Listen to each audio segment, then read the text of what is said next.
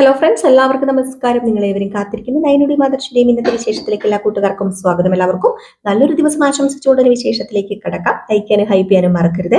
അങ്ങനെ നമ്മുടെ നയനയും അനിയും കൂടെ സംസാരിച്ചു കൊണ്ട് നിൽക്കുന്ന ഒരു സീനാണ് കേട്ടോ ആദ്യം തന്നെ കാണിക്കുന്നത്. അങ്ങനെ അനി സത്യങ്ങളൊക്കെ അറിഞ്ഞിട്ട് നയനയുടെ മുമ്പിൽ വന്ന് നയനയെ ചോദ്യം ചെയ്യുക തന്നെയാണ്. അങ്ങനെ അനി ചോദിക്കുക, മുത്തച്ഛനെയും ഏട്ടനും തമ്മിൽ ആരും അറിയാതെ ഒരു അടുപ്പമുണ്ടല്ലേ? ഏയ് ഇല്ല. എന്നാ പിന്നെ ഫംഗ്ഷൻ കഴിഞ്ഞപ്പോ മാറി നിന്ന് മുത്തച്ഛനോട് സംസാരിച്ചത് എന്തിനായിരുന്നു ഏടത്തി? ഉം പറ.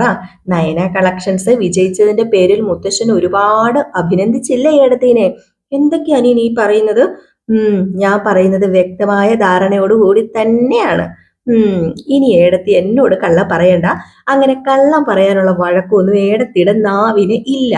ആദർശേട്ടൻ പോലും അറിയാതെ മുത്തശ്ശനും ഏട്ടത്തിയും കൂടെ ചേർന്ന് എല്ലാവരെയും പറ്റിക്കുകയായിരുന്നല്ലേ കൊച്ചു ഗള്ളിയും. എനിക്ക് കാര്യങ്ങളൊക്കെ മനസ്സിലായി.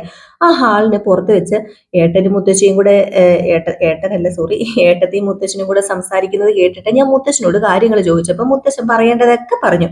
ആദർശേട്ടനെ മുത്തശ്ശനേക്കാൾ കൂടുതൽ മിടുക്കനാക്കാൻ വേണ്ടി കുറച്ച് ക്രൂരത കാണിച്ചതാണല്ലേ? അത് പിന്നെ എല്ലാം മുത്തശ്ശൻ പറഞ്ഞു കാണുമല്ലോ അനി. ഞാൻ ഒരുപാട് തവണ ആലോചിച്ചിട്ടുണ്ട്. ആദർശേട്ടനെ ജീവന തുല്യം സ്നേഹിക്കുന്ന മുത്തച്ഛന് ഒരിക്കലും ഏട്ടനെ ശത്രുവായിട്ട് കാണാൻ കഴിയില്ല എന്ന്. എത്ര ആലോചിച്ചിട്ടും പിടികിട്ടിയിരുന്നില്ല ഇതെന്താ ഇങ്ങനെയെന്ന്. ഏതായാലും മുത്തച്ഛന്റെ മനസ്സിലിരിപ്പ് എനിക്ക് നന്നായിട്ട് മനസ്സിലായി. ഇനിയിപ്പം പേടിക്കാനൊന്നും ഇല്ലല്ലോ. സത്യമായിട്ടും ഇപ്പോഴാ എനിക്ക് ആശ്വാസമായത്. ഇപ്പോഴാ എനിക്ക് അതിനുള്ളൊരു ഉത്തരം കിട്ടിയത്. അനന്തപുരിയിലെ മൂർത്തിയെ പോലെ മഹിമയും സ്വഭാവ ഗുണമുള്ള ഒരു മുത്തശ്ശന് ഈ ലോകത്ത് ഒരു കൊച്ചുമക്കൾക്കും കിട്ടിയിട്ടുണ്ടായിരിക്കത്തില്ല എന്ന് പറഞ്ഞപ്പോഴത്തേക്കും നയന പറഞ്ഞു, അത് സത്യാനി. മുത്തശ്ശന്റെ ഉദ്ദേശം നല്ലതായതുകൊണ്ട് എന്റെ നാവിന്ന് ആദർശേട്ടൻ ഈ സത്യം അറിയാൻ പോകുന്നില്ല ഏടത്തി. എന്നാലും അധിക ദൂരമൊന്നും ഇല്ലാട്ടോ. പെട്ടെന്ന് ആദർശേട്ടനെ വെളിച്ചത്ത് കൊണ്ടുവരണം. അയോധ്യയിലെ രാജാവിനെ പോലെ പടയിറങ്ങിയ ഏട്ടനും ആ ഏട്ടനെ പിന്തുടരുന്ന ഏട്ടത്തിയും എത്രയും പെട്ടെന്ന് നമ്മുടെ മുത്തശ്ശൻ തന്നെ അങ്ങോട്ട് തിരിച്ചു വിളിക്കും നിങ്ങൾ രണ്ടുപേരെ. അതെനിക്ക് ഉറപ്പാ. ആ കാഴ്ച ഏട്ടനും ഏടത്തിയും പടിയിറങ്ങിപ്പോയില്ലേ, അപ്പൊ സന്തോഷിച്ച് എല്ലാവരും കാണുകയും ചെയ്യും. എനിക്ക് അത് കണ്ട് സന്തോഷിക്കണം, ആനന്ദിക്കണം. എന്തോ അപ്പോഴെ എന്റെ മനസ്സിന് കൂടുതൽ ഒരു ആശ്വാസം വരത്തുള്ളൂ. ഇതിൽ ഞാൻ മുത്തശ്ശനെ ഒന്ന് വിളിക്കട്ടെ എന്ന് പറഞ്ഞ് നേരെ നയനയുടെ മുമ്പിൽ വെച്ച് തന്നെ മുത്തശ്ശനെ വിളിക്കാണ് കേട്ടോ. ഏതായാലും അനന്തമൂർത്തി ഫോൺ എടുത്തിട്ട് എന്താ മോനെ, എന്താടാ? അതെ, ഞാനേ മുത്തച്ഛന്റെ പ്രിയപ്പെട്ട മരുമകളുടെ അടുത്തുണ്ട് കേട്ടോ, പ്രശസ്ത ഡിസൈനർക്കൊപ്പം ദേ കൊടുക്കാൻ കേട്ടോ എന്ന് പറഞ്ഞ് നേരെ നയനയ്ക്ക് കൊടുത്തു. നയന മേടിച്ചിട്ട് ഹലോ മുത്തശ്ശ, അനി വന്ന് എന്നോട് എല്ലാം പറഞ്ഞു. ഫംഗ്ഷൻ നടക്കുന്ന സമയത്ത് മോളെ അഭിനന്ദിക്കാൻ അറിയാതെ വിളിച്ചതാ. അതിന് പിന്നാലെ അവൻ പോകുന്നു ഞാൻ അറിഞ്ഞില്ല. സാരില്ല, ഒരാളും കൂടി കാര്യങ്ങളൊക്കെ അറിഞ്ഞല്ലോ. ആദർശനോട് അതിനെക്കുറിച്ച് പറയരുതെന്ന് ഞാൻ അവനോട് പറഞ്ഞിട്ടുണ്ട്. മോളും കൂടി ഒന്ന് അവനോട് പറഞ്ഞേരെ. അനി പറയത്തൊന്നുമില്ലെന്നേ ഞാൻ പറഞ്ഞിട്ടുണ്ട് അവനോട്. മാത്രമല്ല മുത്തശ്ശൻ പറഞ്ഞല്ലോ പറയത്തില്ല. അല്ല പിന്നെ അവന്തികയായിട്ടുള്ള കല്യാണം വേണ്ടാന്ന് പറഞ്ഞ് നടക്കുക. അവന് ഒന്ന് ഉപദേശിക്കണം കേട്ടോ. ഞാൻ പറഞ്ഞോളാം മുത്തശ്ശ എന്ന് പറഞ്ഞ് ഫോൺ കട്ട് ചെയ്തു കേട്ടോ. ഏതായാലും ഇത് നമ്മുടെ എനിക്ക് ഇഷ്ടപ്പെടത്തില്ല, അത് ഉറപ്പായ കാര്യമാണ് അവന്തികയുടെ കാര്യം പറഞ്ഞാല്. അങ്ങനെ നമ്മുടെ നയന് പറയാൻ തുടങ്ങിട്ടോ. വേറൊന്നും അല്ല പറയാൻ തുടങ്ങിയത്, നന്ദു ഇപ്പൊ അങ്ങോട്ട് പോയതേ ഉള്ളൂ, എനിക്കൊരു കാര്യമേ പറയാനുള്ളൂ.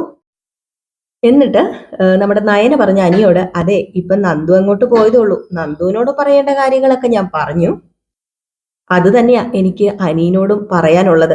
അപ്പൊ നമ്മുടെ അനി പറഞ്ഞു, ഒരു കാര്യം ഞാൻ ഏടത്തിയോട് പറയട്ടെ. ശരിക്കും പറഞ്ഞു കഴിഞ്ഞാലേ ഇപ്പം ആത്മഹത്യ ചെയ്യാൻ തോന്നുക. സത്യമായിട്ടും എന്റെ മനസ്സ് അതിലൂടെ ഇങ്ങനെ ചലിച്ചുകൊണ്ടിരിക്കുകയാണ്. ജീവിക്കണോ മരിക്കണോ എന്നൊന്നും എനിക്കറിയില്ല. അത്രയ്ക്ക് നിരാശയുണ്ട് എന്റെ മനസ്സിന്. ഒരു കാരണവശാലും നടക്കാൻ പാടില്ലാത്തൊരു ബന്ധമാ നടക്കാൻ പോകുന്നത്. അത് ആരും മനസ്സിലാക്കുന്നില്ല. മുത്തശ്ശനും മുത്തശ്ശിയും എതിർത്ത് തോൽപ്പിക്കാൻ എനിക്ക് താല്പര്യം ഇല്ല താനും. പക്ഷെ ഈ നിശ്ചയത്തോട് എനിക്ക് തീരെ യോജിക്കാൻ പറ്റുന്നില്ല ഏടത്തി എങ്കിലും ഒന്ന് മനസ്സിലാക്കുക. ചിലപ്പം അന്നേ ദിവസം ആരോടും പറയാതെ ഞാൻ വീട് വിട്ടു പോയതും വരാം. അത് എല്ലാവർക്കും നാണക്കേടാവുമെന്നൊന്നും എനിക്കറിയില്ല. പക്ഷെ അഡ്ജസ്റ്റ് ചെയ്ത് ജീവിക്കാൻ എന്നെ കൊണ്ട് പറ്റില്ല. ഞാൻ ഒന്ന് അഡ്ജസ്റ്റ് ചെയ്ത് ജീവിക്കാൻ നോക്കിയതാ എന്റെ ജീവിതം തകർന്നു പോയത് എന്നൊക്കെ പറഞ്ഞിട്ട് നമ്മുടെ അനി അങ്ങോട്ട് ഇറങ്ങിപ്പോയിട്ടോ. നയനി ഇത് കേട്ടതും വല്ലാത്തൊരു അതിശയമായി പോയി, സങ്കടമായി പോയി, നിരാശയായി പോയിട്ടോ. അനിയനി എന്തെങ്കിലും കടുങ്കൈ ചെയ്യുമോ എന്നൊരു പേടി തന്നെ നയനയ്ക്കുണ്ട്. ഏതായാലും ഈ സീൻ കഴിഞ്ഞ് പിന്നെ കാണിക്കുന്ന സീൻ എന്ന് പറഞ്ഞു കഴിഞ്ഞാല് അനി ഇങ്ങനെ ഡ്രൈവ് ചെയ്തുകൊണ്ട് പോവുകയാണ്. നന്ദുവിനെ ഫോളോ ചെയ്താട്ടോ പോകുന്നത്. അങ്ങനെ നമ്മുടെ നന്ദു വണ്ടി ഓടിച്ചുകൊണ്ട് പോകുന്നു. അവിടെ ചെന്ന് അനി ഫോൺ നിർത്തിയിട്ട്, ഫോണല്ല സോറി വണ്ടി നിർത്തിയിട്ട് പറഞ്ഞു, അതെ നീ പെട്ടെന്ന് വണ്ടി കയറാൻ പറഞ്ഞു. എന്താ നീ ഈ കാണിക്കുന്നത്? എനിക്ക് വണ്ടി കയറാൻ പറ്റത്തില്ല എന്ന് പറഞ്ഞപ്പോ, വണ്ടി കയറി നീ, എനിക്ക് സംസാരിക്കാനുണ്ട്. എനിക്ക് നിന്നോട് സംസാരിക്കാൻ താല്പര്യമില്ല. ദേ എല്ലാം ഞാൻ നിന്നോട് സംസാരിച്ചതല്ലേ അനി, അല്ല നന്ദു, ആരൊക്കെ എതിർത്താലും നമ്മൾ നമ്മുടെ രീതിയിൽ തന്നെ മുന്നോട്ടേക്ക് പോകണമെന്ന് പറഞ്ഞതുമല്ലേ, പിന്നെ എന്തിനു നീ ഇപ്പൊ ഇങ്ങനെ വാക്ക് മാറ്റുന്നത്? അത് ശരിയാണെന്ന് നിനക്ക് തോന്നുന്നുണ്ടോ? അത് പിന്നെ എനിക്ക് ഈ സൗഹൃദം ഇനി മുന്നോട്ടേക്ക് കൊണ്ടുപോകാൻ താല്പര്യമില്ല. സൗഹൃദമോ? നീ എന്തായി പറയുന്നത്? വെറും സൗഹൃദം മാത്രമാണോ നമ്മൾ തമ്മിലുള്ളത്? ദേ എന്റെ തലയ്ക്ക് വട്ട് പിടിപ്പിക്കാതെ നീ ഇങ്ങോട്ട് കേറാനാ പറഞ്ഞത്. അത് പിന്നെ ഞാൻ വരുന്നില്ലെന്നല്ലേ അനി പറഞ്ഞത്? ദേ ഈ റോഡിൽ വെച്ചൊരു സീൻ ഉണ്ടാക്കാതെ കേറാനാ പറഞ്ഞത്. വന്ന് കേറിക്കേ എന്ന് പറഞ്ഞ് നമ്മുടെ നന്ദുവിന്റെ കൈ പിടിച്ച് വലിച്ചു കയറ്റാണ് കേട്ടോ നമ്മുടെ അനി. നന്ദുവിന് പോകാനാണ് ഒരു താല്പര്യവും ഇല്ല. ഏതായാലും അങ്ങനെ ഒരു വിധത്തിൽ നമ്മുടെ നന്ദു കേറി അനിയുടെ കൂടെ വണ്ടിക്കകത്ത്. അപ്പൊ തന്നെ നമ്മുടെ നന്ദു പറഞ്ഞു, ആരൊക്കെയോ നമ്മളെ ഫോളോ ചെയ്യുന്നുണ്ട്, മറക്കരുതെന്ന് പറഞ്ഞപ്പം, ഫോളോ ചെയ്യുന്നവർ കാണട്ടെ, അങ്ങനെയാണെങ്കിൽ കാര്യങ്ങൾ കൂടുതൽ എളുപ്പമാവുമല്ലോ. ഇന്ന് എന്റെ ജീവിതത്തിൽ ഏറ്റവും സന്തോഷം ഉണ്ടായ ഒരു ദിവസം നിനക്കറിയാലോ. നിന്റെ ഏടത്തി, എന്റെ ഏടത്തി, നിന്റെ ചേച്ചി വിന്നറായ ദിവസം, അതിലും വലിയ മറ്റൊരു സന്തോഷം ഉണ്ടായി. അത് എന്താണെന്ന് ഞാൻ നിന്നോട് പറയാം. അതിനിടയ്ക്ക് ഒരു വലിയ ഭാരമായിട്ട് നീ നിൽക്കുകയാണ് ഇപ്പം, അതുകൊണ്ടാ ഞാൻ പറയാത്തത്. ഓ, അതുകൊണ്ടല്ലേ ഈ ഭാരത്തെ ഞാൻ എടുത്ത് കളയാൻ പറഞ്ഞത്. അത് കളയാൻ പറ്റാത്ത ഭാരമായി പോയല്ലോ. എന്റെ ഹൃദയത്തിന്റെ ഒരു ഭാഗമായിട്ട് ഇങ്ങനെ പറ്റി പിടിച്ചിരിക്കുക, അതുകൊണ്ട് അതെടുത്ത് കളയാനേ പറ്റണില്ല എന്ന് പറഞ്ഞിട്ട് ഡ്രൈവ് ചെയ്ത് നന്ദുവും അനിയും അങ്ങ് കുറച്ച് പോവാണ് കേട്ടോ, വണ്ടിയിൽ ഇങ്ങനെ പോവാണ്. ഈ സമയത്ത് പിന്നെ കാണിക്കുന്നത് നമ്മുടെ മാളവികേനെയും ആദർശിനെയാണ്. അങ്ങനെ ആദർശ് പറയണ മാളവിയോട്, നിന്നെ ഞാൻ കാണണമെന്ന് പറഞ്ഞത് പ്രധാനപ്പെട്ട ഒരു കാര്യം പറയാന്.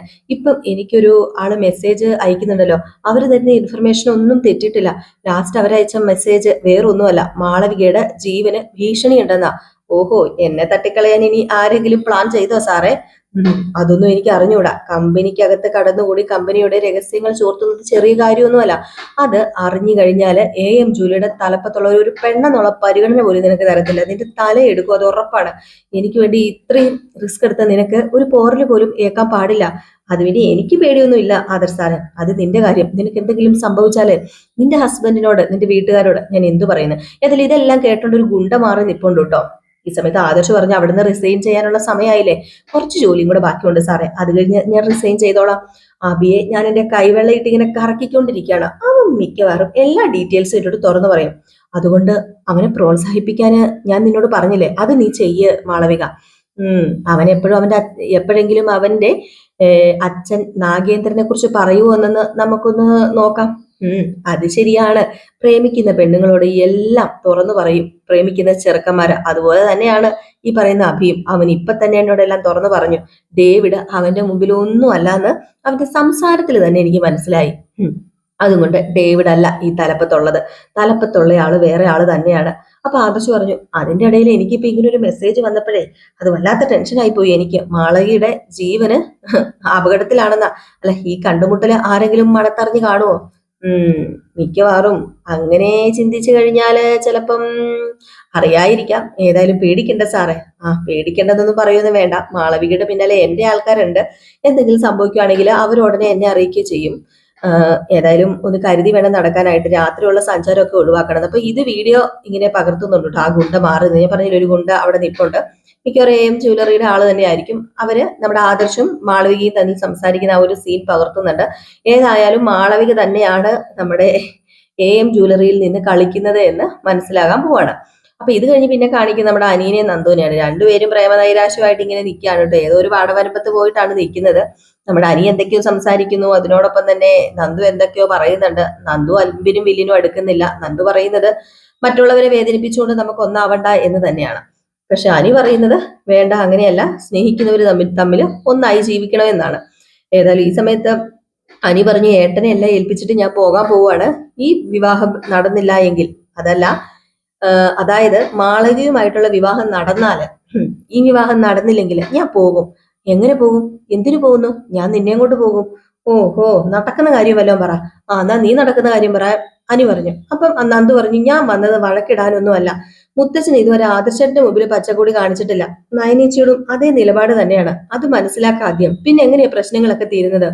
ഓ, നിനക്ക് അനന്തപുരിയിലെ അനന്തമൂർത്തി അറിയില്ല നന്ദു, അതുകൊണ്ടാ. ഞങ്ങളുടെ കൊച്ചുമക്കള് കഴിഞ്ഞിട്ടേ മുത്തച്ഛൻ എന്തുള്ളൂ. മുത്തച്ഛൻ അങ്ങനെയാണ്. അതിനകത്ത് അഭിയെ ഉൾപ്പെടുത്താൻ പറ്റത്തില്ല കേട്ടോ. കാരണം അഭി നമ്മൾ വിചാരിക്കുന്ന പോലെയല്ല. ഞാൻ വീണ്ടും ഏട്ടൻ താമസിക്കുന്ന വീട്ടിലെത്തിയപ്പം നിന്നെ കാണാനാണ് നേരത്തേക്ക് ഒരു സംശയം ഉണ്ടായിരുന്നു.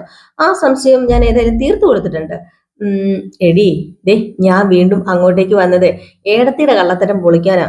മുത്തശ്ശന്റെ മുത്തശ്ശന്റെ കള്ളത്തരം പൊളിച്ചിട്ടാണ് ഞാൻ അങ്ങോട്ടേക്ക് വന്നതെന്ന്. അപ്പോഴത്തേക്കും അനി ചോദിച്ചു, അല്ല നന്ദി ചോദിച്ചു, എന്താടാ അനി നീ പറയുന്നത്? മുത്തശ്ശൻ ഒരു പുകമറ സൃഷ്ടിച്ച് ഏട്ടനെ കൊണ്ട് ജോലി ചെയ്യിച്ചതാ. നീ പറയുന്നത് എനിക്ക് മനസ്സിലാവുന്നില്ല. മൂർത്തീസ് ജ്വല്ലറിയുടെ യഥാർത്ഥ ശത്രുവിനെ കണ്ടെത്താൻ മുത്തശ്ശന്റെ ഒരു ചെറിയ ട്രിക്ക്. നയനെടുത്ത് ഏതായാലും പകുതി കൊണ്ട് കാര്യം മനസ്സിലാക്കിയിട്ട് മുത്തശ്ശനെ കൈയോടുകൂടി പോക്കി. ഏടത്ത് ചോദിക്കേണ്ട രീതിയിൽ ചോദിച്ചപ്പം മുത്തശ്ശൻ സത്യം പറഞ്ഞു. ആദർശേട്ടനെ എല്ലാ അർത്ഥത്തിലും മികച്ചൊരു ബിസിനസ്സുകാരനാക്കാൻ ഒരു ചെറിയൊരു പരീക്ഷണം നടത്തിക്കൊണ്ടിരിക്കുന്നതാണ് നമ്മുടെ മുത്തശ്ശൻ. അതിപ്പം എന്റെ അടുത്ത് സമ്മതിച്ചു. അപ്പം ആദർശേട്ടന് ഇതറിയില്ലേ അനി? ആദർശേട്ടന് ഇതൊന്നും അറിയത്തില്ല. അത് പറയരുതെന്നാണ് ഞങ്ങളോട് ചട്ടം കിട്ടിയിരിക്കുന്നത്. ഇത് പുറത്തു പോകരുതെന്നുണ്ട്. ഞാനും നയനയെടുത്തിയും മുത്തശ്ശനും മുത്തശ്ശിക്കും അല്ലാതെ വേറെ ആർക്കും അറിയത്തില്ല ഈ കാര്യം. നീയും പുറത്ത് പറയരുത് കേട്ടോ. ആരോടും പറയരുത് എന്ന് പറഞ്ഞിട്ടായി ഇത് എന്നോട് പറഞ്ഞത്. പക്ഷെ നിന്നോട് പറയാതിരിക്കാൻ എനിക്ക് പറ്റത്തില്ലല്ലോ എന്ന് പറയുമ്പോ ഒരിക്കലും ഞാനിത് ആരോടൊന്നും പറയത്തൊന്നുമില്ല. എനിക്കറിയായിരുന്നു ഇതൊക്കെ. എനിക്ക് ഒരു സംശയമൊക്കെ ഉണ്ടായിരുന്നു. പിന്നെ സത്യമായിട്ടും എനിക്ക് സംശയം ഉണ്ടായിരുന്നു. അതൊക്കെ വിട്. ഞാനൊരു കാര്യം ചോദിക്കട്ടെ. നീ പറയുന്നില്ല എങ്ങോട്ട് പോകുന്നുണ്ടെന്ന്. എങ്ങോട്ടാ നീ പോകുന്നത്? അത് പിന്നെ കറങ്ങിത്തിരിഞ്ഞ് നമുക്ക് ഇവിടെ തന്നെ തിരിച്ചെത്താം.